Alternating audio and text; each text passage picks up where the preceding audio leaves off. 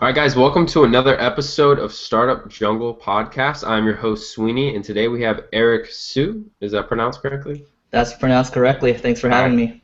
And he is the CEO at SingleGrain. He's also a participant in Entrepreneur Organization, and he has his blog, GrowthEverywhere.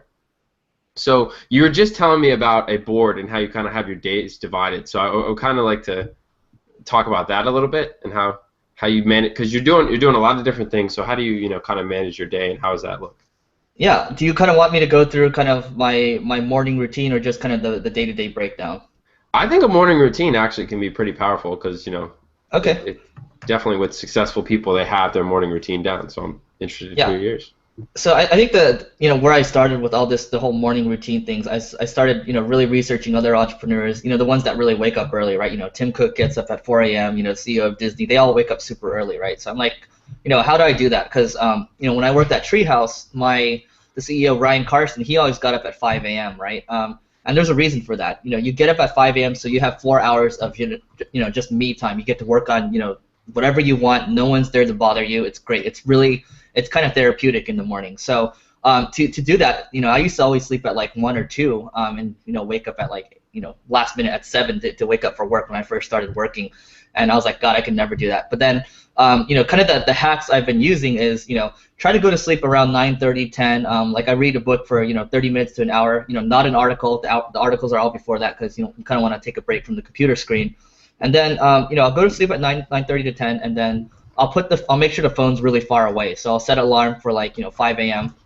Put the phone far away, and the secret is once the alarm rings, I'll get up, I'll turn on all the lights so I get kind of like flashed, and then I'll be much more awake. And then from that point, I have a morning routine where it's kind of cheesy sometimes, but it's something that's been really helpful. So I use an app called Lyft, and then I add some habits to it, and one of them is meditation.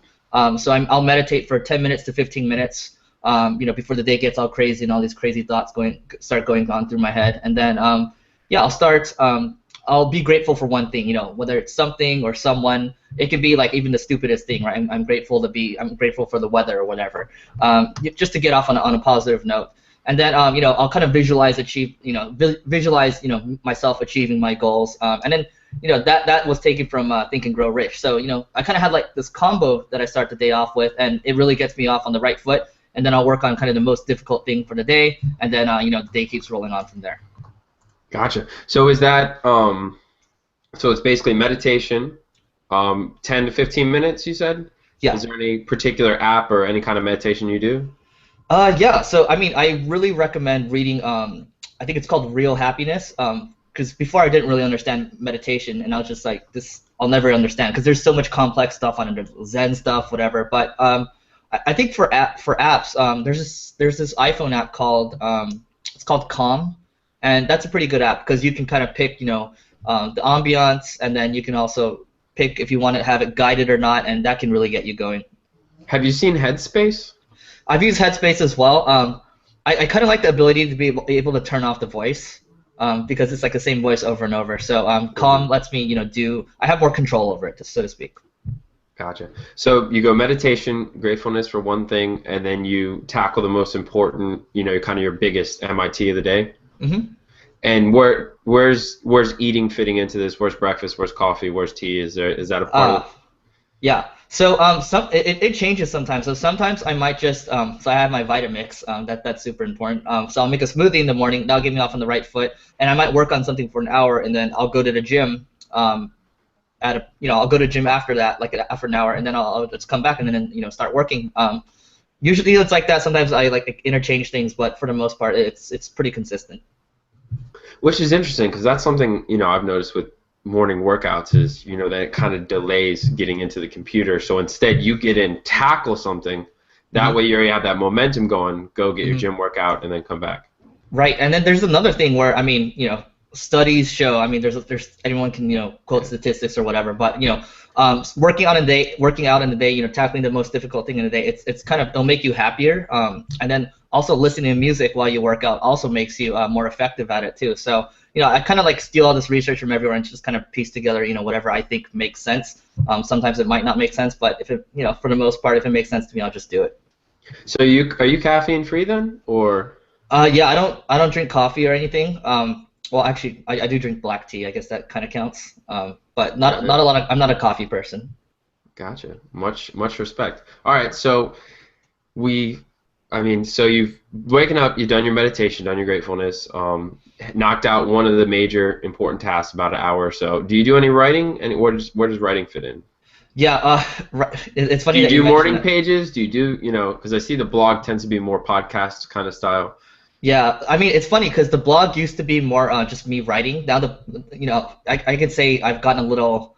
It's just been more podcast centric, but I've been focused more on, I just started writing, more again this morning. So, I'm gonna try to write a lot more, because I think the blog's getting a lot more traction. So I might as well start contributing because a lot of the stuff that I do, I think would, if I share my experiences, I think, in general, if it helps someone, I think I might as well share it.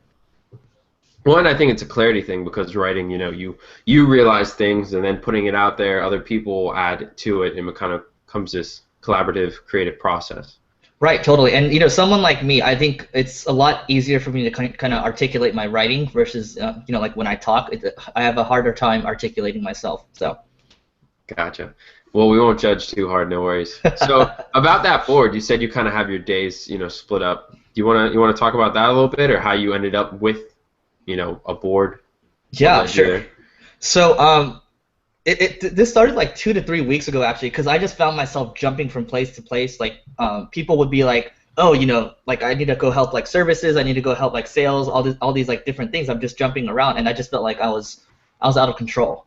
So, I kind of took from, I know, one of Twitter's CEOs, kind of, I think Twitter and Square. I forgot. Is it Jack Dorsey? Jack Dorsey, he had Yeah. the Monday, Friday, like every day is kind of a different thing. Yeah, and I know other entrepreneurs that break it down that way. I know when Jack was working on Twitter, he would spend 8 hours on Twitter and then 8 hours on Square. I'm not that hardcore, but being able to break it down where I remember I interviewed the Wistia CEO, Chris Savage, and then he was like, yeah, today's Wednesday, today's like my creative day. He was actually interviewing me, so he kind of like he'll block off time for specific things like that. So for Mondays, I do I do finance, I do recruiting, and I do a lot of meetings. Meetings, the one-on-ones are all hands meetings. That's when I knock those out. Tuesday is when I do sales and outbound marketing. So today, I'm focused on finishing up our new website. I mean, that's long overdue. We have a few kinks to kind of take care of there. Wednesday it's inbound marketing. So how tomorrow maybe I'm thinking about how do we get on more sites. Like I write for entrepreneur.com. Now I'm thinking about how do I get on Business Insider, Forbes, things like that. How do we improve SingleGrain's inbound marketing strategy? Because there's a lot to be improved on there. Thursday is kind of thinking about how we can improve our services. Do I need to think about any future products, things like that? My main focus is improving our services right now. Finance, I'm sorry, Friday goes back into finance. A little more R&D and thinking about culture, right? Maybe in the future, getting everyone together. Maybe we Airbnb a place. We all kind of have like a workcation, things like that. Because at the end of the day, without your people, your company is nothing. So always kind of have to have a pulse on everything. So that's it at a very high level for my weekly, and then I have like my my the quarterly goals, the monthly goals, and like the what I'm supposed to do daily, sitting on this board right here. Gotcha. So I imagine that's a pretty big whiteboard, or Mm, it's not that big. I can take a picture of it and then send it to you after if you like. gotcha. Definitely. I think people would like to see that visual. So you kind of feel with the days split up like that, it kind of helps you to go deeper into something, whereas you don't get a chance to focus on it every day, but you get to really sit with it that day and really get far, Yeah, compared to kind of having like an hour spent on each of these tasks each day. You're just in this, mindset of inbound marketing the entire day. You know. yeah, it totally does. Because I mean, when I switch from marketing mode into sales mode like this is just like I'm just gonna kick ass. Marketing mode, I need to think a little more about it. Not saying sales doesn't require a lot of thought, but not having to. There's that thing. Another more research about flow. I don't want to be interrupted all the time because I keep getting disrupted. I'm not gonna be able to like you said, fully dive deep into it.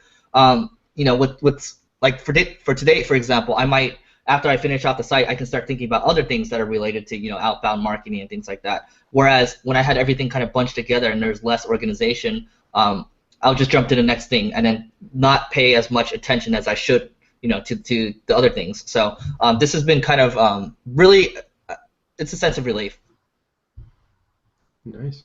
It definitely sounds like it's working pretty well for you. So at SingleGrain, you guys provide mainly SEO and social media services? We cover SEO, we cover content marketing, social services, and paid acquisition. Paid acquisition. So when I say paid acquisition, that could be anywhere from Google AdWords, YouTube advertising, Facebook ads, to media buys. So it sounds like you're more of a digital marketing agency rather than just, SEO and social media. It sounds like you're more than Yeah, full spectrum. that's correct. So a year ago we were just an SEO agency before I came on, and the first thing that happened when I came on was like, okay, like the way we were doing SEO had to be changed. We needed to add other services as well. So it was a pretty crazy shift because we were adding on other services. We're changing the culture. We're changing all these different processes. So it was like moving something.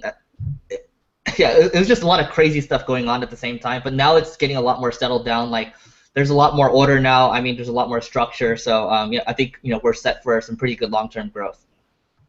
And I heard a story about culture from Los, and I'm not sure if it was Treehouse or if it was Here Now. Something to do with managers or firing managers, or does that ring a bell? Yeah, it does. So I actually interviewed my former CEO Ryan. Treehouse is actually known for doing some pretty crazy stuff. They work 4 days a week. They've removed all managers. They haven't fired managers per se, but everyone's just an individual contributor now. I think that's really great for when you're in a really heavily engineering based culture. And everyone's just really smart. Everyone's there to make cool stuff. I think that works really well. In some instances, it might not work well. For example, if you're talking, maybe really entry level stuff. For example, if you're like a janitor or you're packing stuff, things like that, people might not be as self-starting.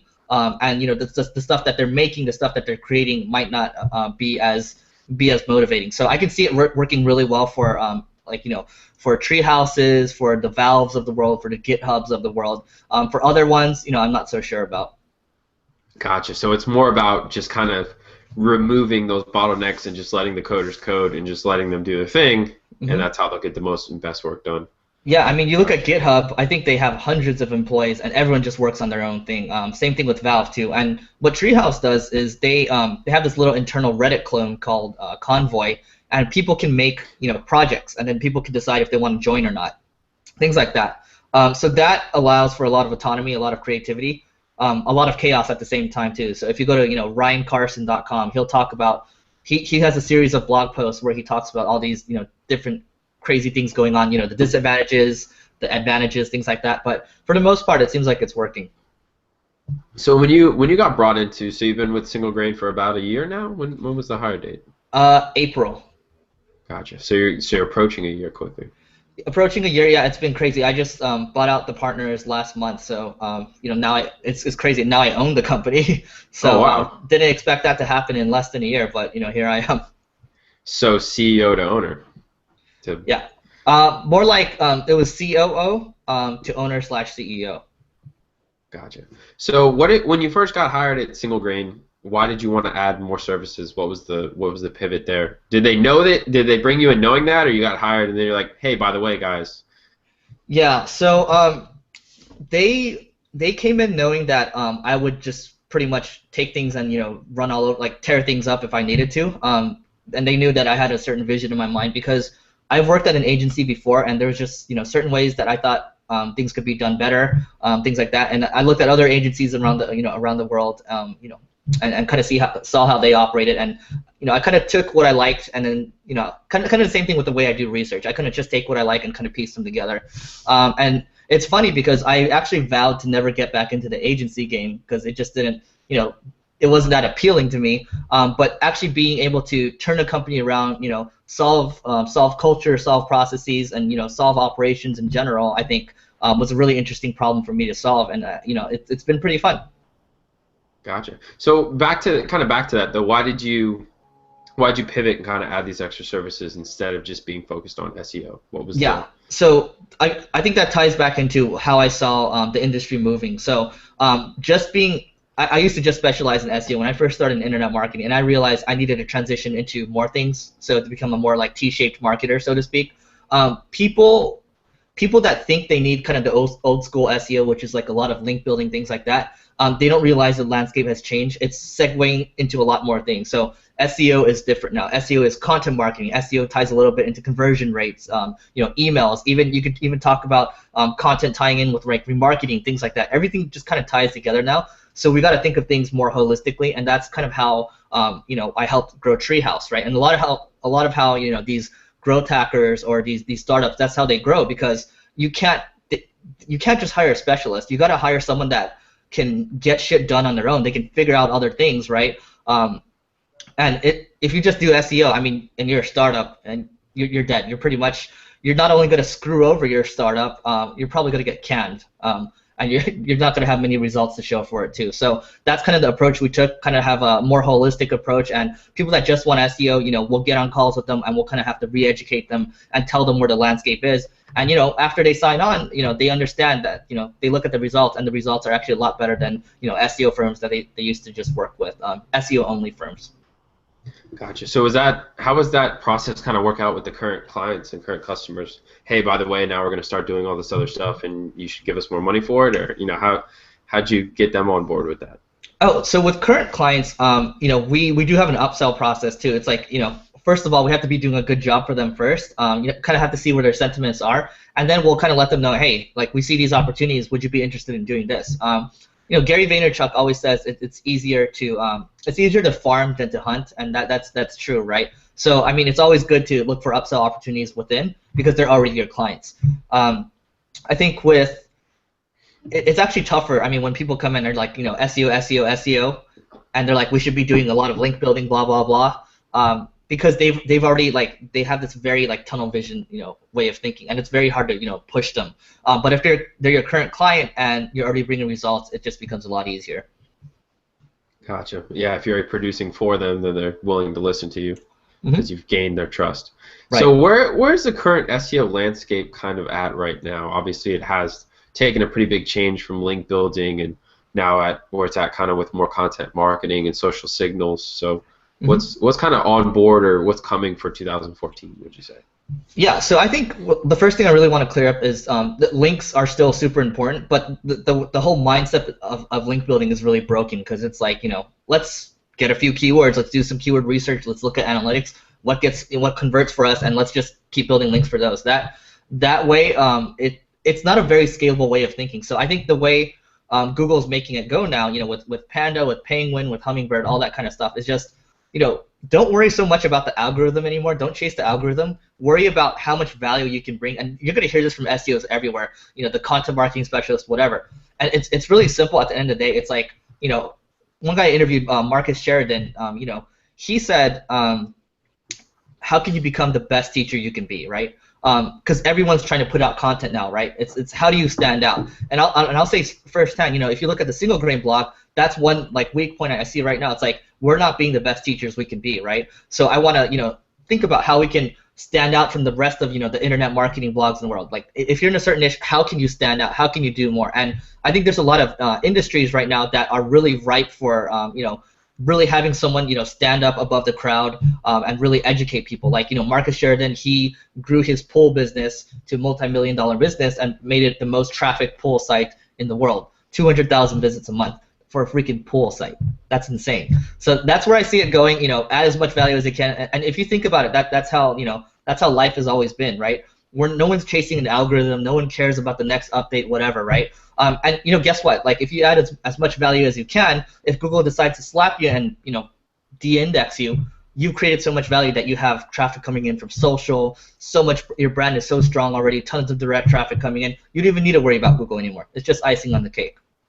Gotcha. I mean, I still do feel like it can be a bit easy to say, oh, just create fantastic content, but there is some certain and I read in the, I think it was a blog post by SingleGrain, content's king, but going after one main keyword, mobile design, creating authority. So I still feel like there's a few kind of cornerstones maybe that you need to go after. And what would you say those are? For example, like you need Facebook shares, you need Google Plus shares, you need a lot of comments, or like what are those kind of things that you should still kind of keep your focus on with that content? So are you talking about metrics that you should be focusing on? Yes. Or more so, or things that you're aiming for. You know, Okay. like you're saying, link building is still important, just the mindset's broken. Uh-huh. Yeah, so I think, what's really important, and I think, Pete, Or I guess, what's the icing on the cake? What's the icing that we are looking for, with your SEO? So you have the great content, but if it Mhm. could be a little bit better from SEO perspective, what would that be? Yeah, so I mean, I think something that would be actionable to the audience is there's been a lot of studies by Neil Patel and a bunch of other people where it shows that long form content tends to do really well. So for him, he tends to try to write 2,000 words or more, or is it, I don't know, 1,500 words or more, and Hmm. he has the studies. There's actually data to show that a lot of people that rank on the first page have a lot of long form content. It's the long form content that tends to rank a lot higher. So I think that actually makes a lot of sense. And I think also creating content isn't enough. That's really just 50% of it. If you're not going out there, you're not promoting to people, you're not maybe reaching out to people, trying to build relationships. Again, easier said than done, right?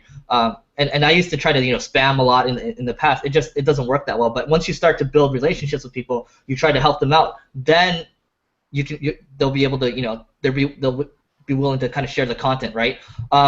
That said, the content needs to be really good. It needs to stand out because sometimes I'll promote to like Reddit, I'll promote to Hacker News, whatever. If it's not good, it's not going to get upvotes, and you're not going to get the traffic. So keep that in mind. I think again, easier said than done, but you have to figure out how to stand out, and that again, that's also easier said than done. So what did the in a kind of similar topic, what did the pool guy do to stand out, or what? Because that's an interesting story. So what was his? Because I didn't Yeah, have a chance to listen to that, but yeah. So he was he actually used a marketing automation tool called he used HubSpot, right, to kind of track what keywords people are coming through, things like that. And he had a big FAQ where people just asked like a ton of questions in the past. So he compiled all these questions and just started answering them, right? He would even write, people, how people search for like product reviews, right? Or versus comparisons. He'll even like put his competitors in on his blog, and people will end up going to his site. People start trusting him more and more. And he just had all this helpful content about pools, like what type should you pick, when should you do it, what's the typical pricing, because his competitors never did that stuff, right? And like he was more than happy to, he didn't badmouth his competitors or anything. He said good things about him on his own blog. So he really was doing something different from the other people. And because he was the first mover, he started getting like a ton more leads. He could see which keywords were converting really well, and he just started pumping out more and more content. And yeah, I mean, to this day, that company is still successful. gotcha. Now on another random note, but it's another thing I saw on your blog. You mentioned something about Wistia and T-shirts. Hmm. What was that about? Yeah, so it's funny because I was SingleGrain.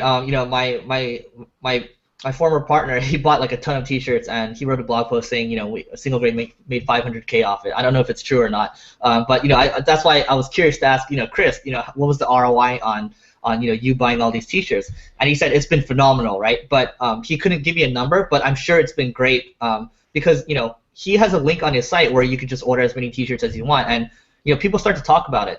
When I wear my single grain shirt, when I wear it to the gym or whatever, people start asking me, it's like, hey, what's single grain, whatever, right? And I actually I did one of the interviews, and then one guy saw it, and then I was wearing the shirt, and this was a pretty big paying client. This is like mid five figures, and it's just because he saw the shirt. He reached out to one of our sales guys, like, hey, I saw an interview, and I saw a guy wearing a single grain shirt, so I wanted to find out more. So I think it's difficult to track these things like very granularly, but it's one of those things where it provides an ROI. With the Wistia, you're saying you can buy as many shirts as you want, or just request them, or You what? can request. So I think you go to their site, it's wistia.com/t-shirts with a hyphen Mhm. maybe, and you can request a shirt, and they'll just ship them to you. That reminds me, I should probably go order a few more. um, are you familiar with New Relic? New Relic, I've heard of them. Yeah, I've heard of them. I'm not too familiar with them. So I mentioned New Relic because you mentioned Hacker News and Reddit. So I'm assuming Mhm. you use them a little bit, or New Relic. I'll have to look into it. I'm sure I've stumbled across it, but I haven't looked into it too much. so I saw on Reddit a because I was running a little bit of Reddit ads, testing out, seeing because they just change over their platform. So anyways, I noticed there was a massive buyout of subreddits by besides Amazon, New Relic. So our startups, our entrepreneur, our coding, and a bunch of these other different ones. Huh. So I got more interested and I started doing more reading and research on them.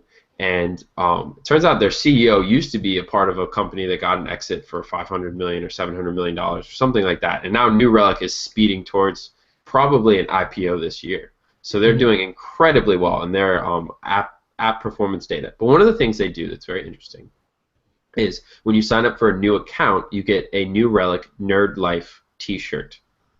So they're kind of, whereas most people, they'll give you an ebook, a PDF, all these other things, free trial and whatnot, they're giving away t-shirts. And I thought that was pretty interesting, especially in connection with what we've seen, as you mentioned with the Wistia and the SingleGrain. Yeah, and well, here's the thing with these t-shirts too, right? Like, this is why I always want these free t-shirts. They look good and they're really, really comfortable too. So you see these people, they'll just be doing free advertising for you over and over just because it's so comfortable. Like, I wear SingleGrain shirts all the time. And it saves me a lot of money too. So yeah, I could see that working really well. And there's a reason they do it. And I bet if you were to interview them and try to get some numbers, if they're willing to reveal them to you, I'd be curious to see what kind of return they're getting on their t-shirts. But there's got to be a reason why they're doing it. Well, I especially find it interesting that they're almost using them as a as a plus, as a reason that you should sign up as a loss leader, what have you. And not just, hey, just request a t-shirt. It's like, no, you get a t-shirt. This is a benefit. And they advertise on This Week in Startups. So This Week in Startups has their own New Relic t-shirt that you can sign up and get. Same kind of thing. So it's an interesting taking t-shirts a step further. Yeah. So now, when you used to be at Treehouse, you did growth at Treehouse for a while. What were your, especially now that you're no longer there, what were probably the top 3 things that you'd say like kind of worked out best for you, or you really focused your time on, especially now that you're, removed from it? So whether, for example, Facebook paid ads or content marketing or spamming people on Twitter. I think the biggest thing for us, and you'll see there's an interview I did with Ryan. It was YouTube ads. That was the one thing that not a lot of people were doing at the time, and it was a little button in the side for AdWords, and I'm just gonna click this. It took us about 2 months to really get it going, but now it's been, even now it's kind of been their go-to channel. So I think that's a lot of people aren't doing it, a lot of people aren't taking advantage of it, and we've been kind of trying to push our clients more towards YouTube ads as well. So YouTube ads worked out really well. SEO too. Good old SEO where it's like you just change some anchor text on the homepage, because Treehouse got a lot of links, powerful links from big sites, the TechCrunches of the world, wherever, and then you take that link authority and you pass it on towards sites that you think are, or categories that you think are super important. Think of like a Zappos or Amazon. SEO 101, that stuff worked perfectly. Third one would probably be not so much SEO 101, a little more intermediate, I'd say, is we had a ton of videos, but we didn't have a lot of transcripts for them. So we got all these transcripts out, and then we have transcripts throughout the whole site right now. So we have all this unique content there. So for the search engines to crawl. So those were 3 things that I think were two of the things scaled out really well. The third thing, kind of changing up the anchor text link, switching some things out on the homepage, that proved to be a pretty good return too. If you search for like learn web design or learn web development today, you'll see how that's going. Gotcha. So can you dig a little bit deeper into the YouTube ads? Because I've actually done some pretty extensive research on this, and we've created some content on it. For Startup Jungle, we have a social ads course. So I cover Twitter, I cover LinkedIn, Facebook, stumble upon Reddit and YouTube, because a lot of, especially, obviously Twitter's pretty well covered and Facebook is, but a lot of these other ones are kind of just magical dark holes that no one really knows about. So I'm interested to hear a little bit more about what you guys did with it and your kind of experience when you first got into it and what ended up working well for you. Yeah, so I think the first thing that really needs to be hammered down, it's you need to know your numbers, right? So what's your ideal cost per acquisition number? If you don't know that number, you start going into it blindly, like that's a no-no, right? So we were actually able to acquire at a pretty good CPA number. Second thing is you have to be willing to dump quite a bit of money into it. It's you got to think about kind of like the affiliate marketers of the world, right? These guys have balls. They have lots of money to dump it in to test like projects. We're talking mid 5 figures to small 6 figures. They're willing to test that just to see how things go. A lot of companies aren't willing to do that. I was fortunate enough to kind of have that freedom to see how it went, and really just optimize from there. Because with paid ads, it's just about optimizing. At the end of the day. And I think another takeaway is the display ads work really well for us. might not be the same for everyone, but the fact that you don't have to pay for a view until they watch 30 seconds or they finish the video, whichever comes first, that's a pretty big plus in my mind. Um, and you have to be, I mean, if you're going to target specific, display ads, in-stream ads, whatever, there's a little option in Google AdWords where you have to break it out, where you can kind of manually bid for each of them. A lot of people don't know about that. Like my Google rep showed me that. I probably never would have found that, or it would have taken me a long time to find that if I did it on my own. So I think Can you repeat that real quick? Manually bidding for what?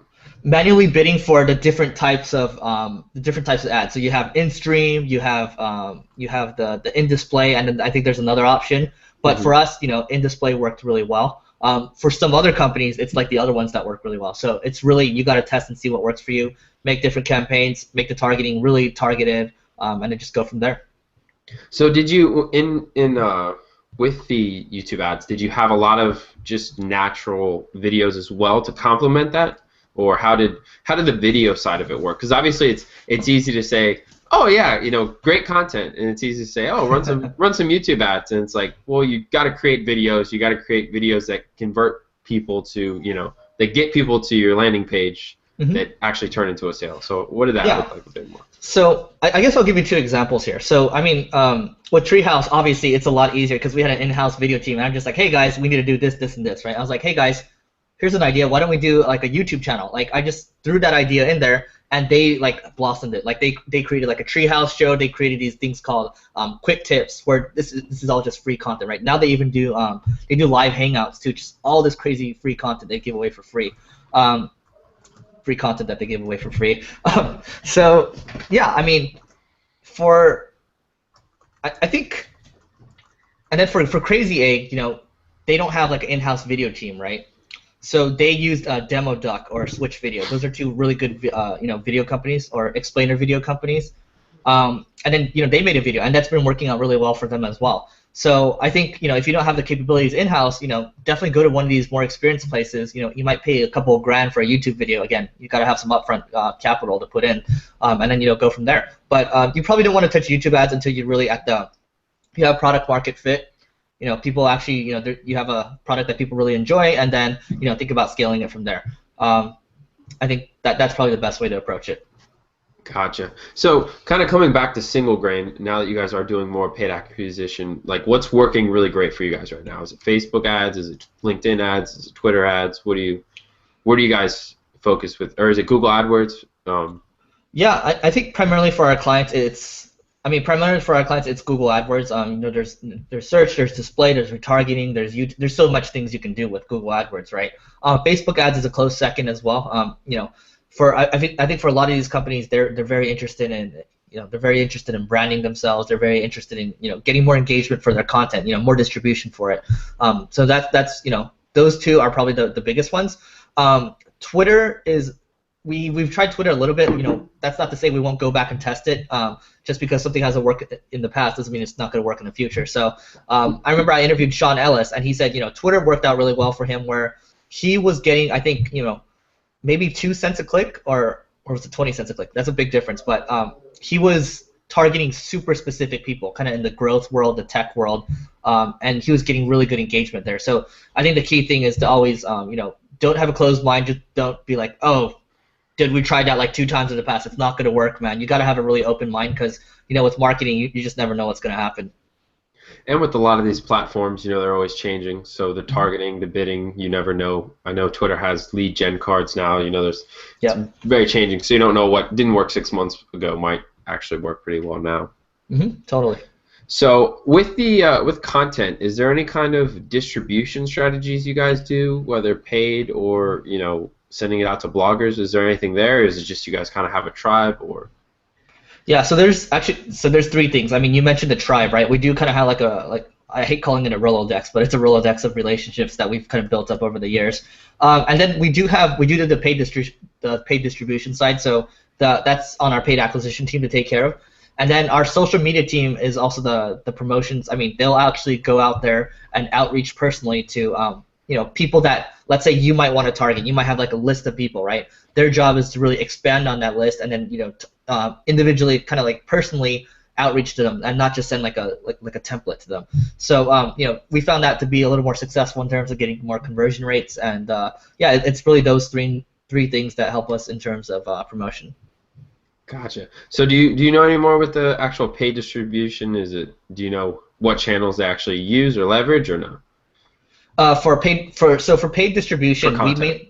for content we mainly use Facebook, because I mean now you can target CEOs, you can do custom audiences, like you can go freaking buy a list from someone and just throw it into Facebook. Not saying I recommend that. That's actually against the terms, but hey, It's reality. Yeah. So yeah, I mean, a lot of different targeting options there. We've tried Twitter. Hasn't been super great for us. We might try it again. LinkedIn has been expensive. LinkedIn is really for the people that have massive budgets, and we're talking maybe like the Salesforces of the world. That LinkedIn might make sense there because the clicks are so expensive.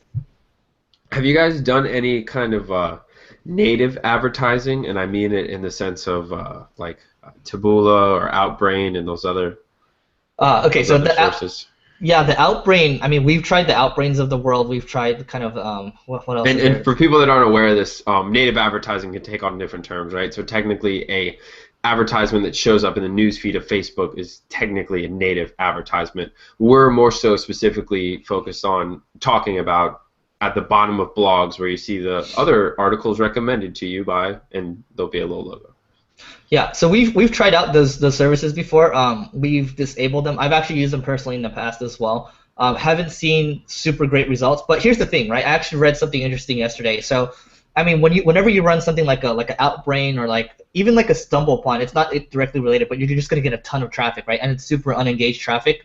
It might be worth it because you might have just someone like come across it and tweet it, right? So in that sense, I forgot where I read it at exactly, but that might be worth exploring in the end just to see if there's an uptick in tweets and what type of people are tweeting it exactly. That'd be something interesting to test. Gotcha. Now, before we kind of end here, I was wondering, because obviously you've had some good productivity help tips, and I noticed you kind of put that at the bottom of your podcast. Is there any other things you've seen that have worked really well for you, besides the morning routine and working out, meditation, maybe structuring your day, or staying away from email or anything else of that? Yeah, so what I really do is I really emphasize to all my team members that I really, really hate email. So in terms of productivity for the company, I mean, we have a really structured communication system. So like, unurgent things will go to HipChat, whatever. If it's really urgent, like email me. Like I'll try to avoid email like as much as I can. I might try to batch it. So 1 hour I'll do email, 1 hour I'll do email some other time. So yeah, I mean, definitely on the email side. And then there's this one thing we use internally called it's called p2theme.com. It's p2theme. So if you go to p2theme.com, it's a free theme, and it's kind of like a internal Reddit clone. And in there we kind of have like discussions, like people might need help with something, different ideas, because obviously we need to ideate for our clients and all that kind of stuff. So us kind of having like we have a distributed team, and then we have kind of like a in-house team as well. I mean, that helps kind of bridge the gap in terms of communication as well.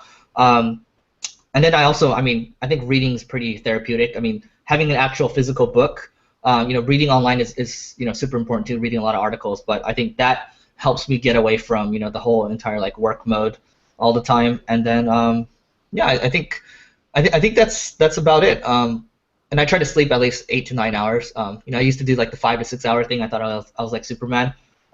The truth is, you can't be Superman in terms of the sleep world, and you can't try to do everything internally as well, even as a company. So I really stress to everyone, like some people would try to be Superman sometimes, but those are actually not like the ideal employees you want, because they actually end up making other people feel a little worse about themselves, and they end up burning themselves out. Like in 2 years or so, they might be in Thailand somewhere, just like gone because they burnt themselves out so bad.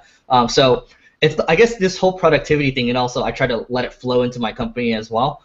So everyone is generally a lot more productive too.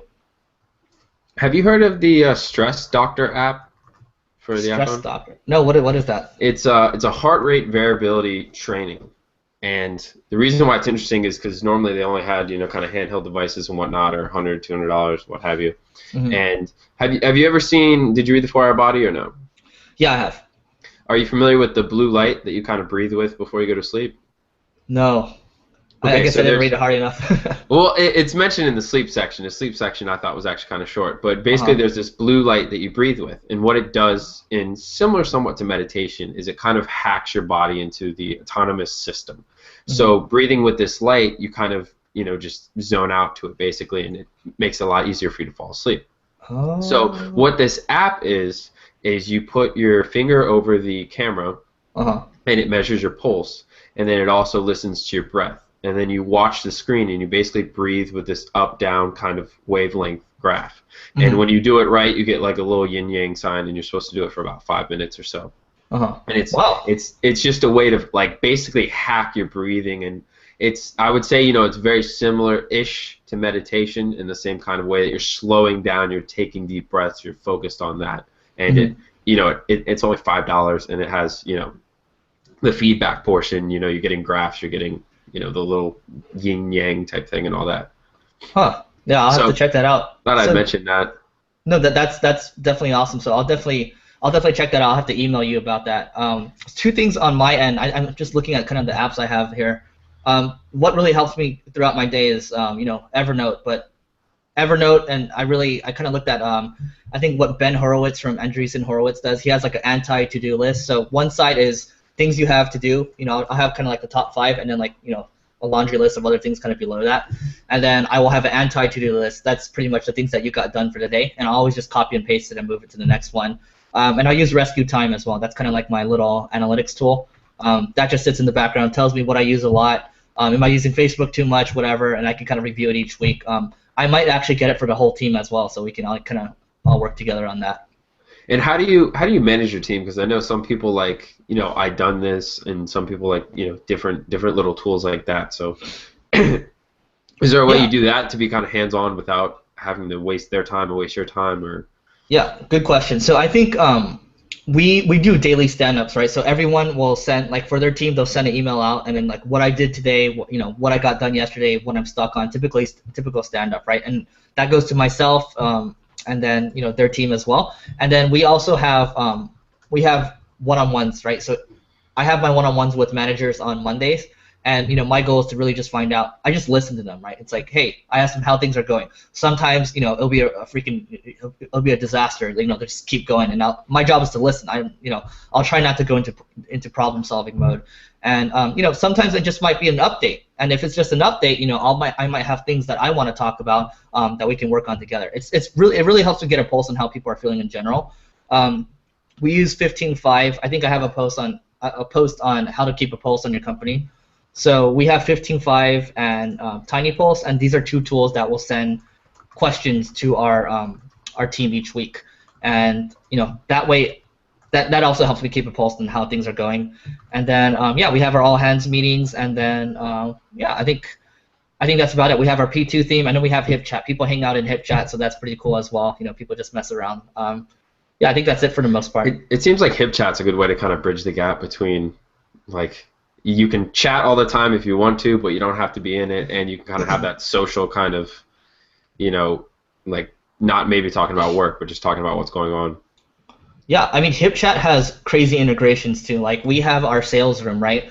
Like, when a lead comes in, it'll pop into HipChat, where it came from, what their budget is, what their email is, and our guys will just call them directly from there. When a deal closes, it'll just pop up in HipChat, so we all know what's going on.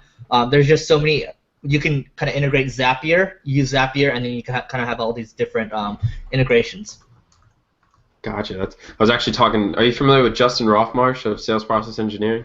No, I'm not. Oh, he's big on he has a very interesting process when it comes to salespeople, and he's big on critical sales conversations and keeping his salespeople so that they're just selling and Hmm. yeah. But when you mentioned that, it kind of reminded me of that. And last question.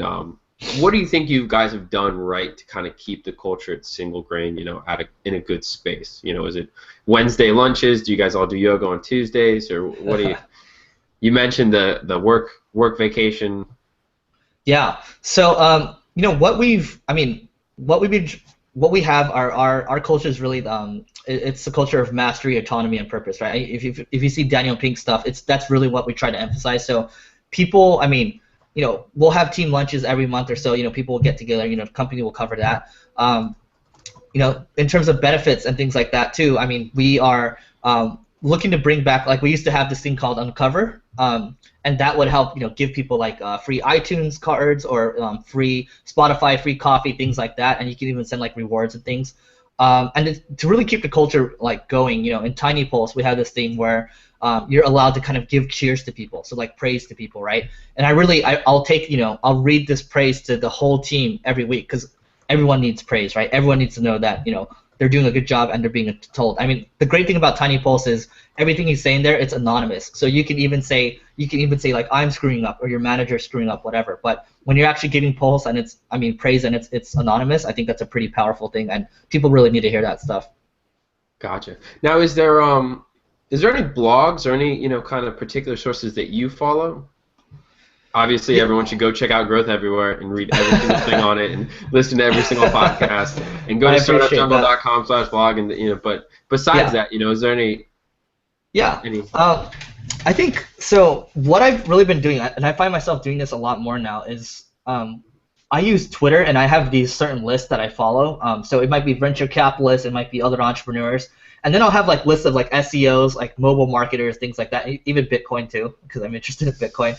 Marketing news as well. So I'll kind of try to segment them together, and I'll kind of read whatever I think is interesting there. I'll save it to Pocket. I use this thing called Quib. Quib is it's like an invite-only type of platform where you can, and more techie people can kind of share like what they've been reading. So I can see what Noah Kagan's been reading. I can see what Andrew Chen, all these other tech people are reading, right? And that interests me because they're kind of interested in what I'm interested in. So those two areas are good. In terms of blogs that I read, I think QuickSprout is always good. Harvard Business Reviewed, The Economist, the Wall Street Journals of the world. Those are always interesting to me. And then I also read Reddit a lot. I mean, Reddit, Reddit Entrepreneur and Reddit Startup. I mean, not only being able to kind of find things that I haven't found before, but actually being able to kind of help other people. I think that's a pretty nice thing to do. And it seems like a good way to kind of stay at the kind of ground level and the pulse of the community and see what they're doing, what's going on there. Mm-hmm. Even when you're as big and as large as yourself. No, it's not. I mean, I think the key thing is always think about like you're never. There's always someone there's always someone better than you. So that helps me really keep myself grounded. I really encourage everyone to think that way. Gotcha. So people remember you are not that big. There's always someone better than you. Did you with the Bitcoin? Did you listen to the Joe Rogan one with the Andreas? No, I didn't. Is that a podcast? Yeah, I'll send you Joe Rogan Experience. Sounds good. Yeah, that would. I think what will really help people understand Bitcoin a lot more is I think what's his name? Mark Andreessen. He wrote a post on why Bitcoin matters. And he talked about the different applications for it. Like, so for example, if you're a publishing site, you can accept like really small amounts of Bitcoin instead of having to charge someone like a full subscription or put up banner ads, or letting countries like Ethiopia be able to get into like the e-commerce game, things like that, a lot easier because of the if you're talking about credit cards, massive transaction fees, like your margin's only 5% if you sell electronics. Credit cards take 2.5%. You're already screwed, right? So Bitcoin is world changing in that sense. So that really helped, me open my eyes for Bitcoin. But yeah, I'll definitely check that podcast out. Podcast was the same thing. It's basically just a guy who's been in it for about 2 years, and I've even one of my buddies has a lot of Bitcoin. Is always talking about it, but it's the first time I ever listened. And I went, oh, that makes sense. And it's just he explains how it works, like how it was built and where it's going. Mm-hmm. And he just understands it so well.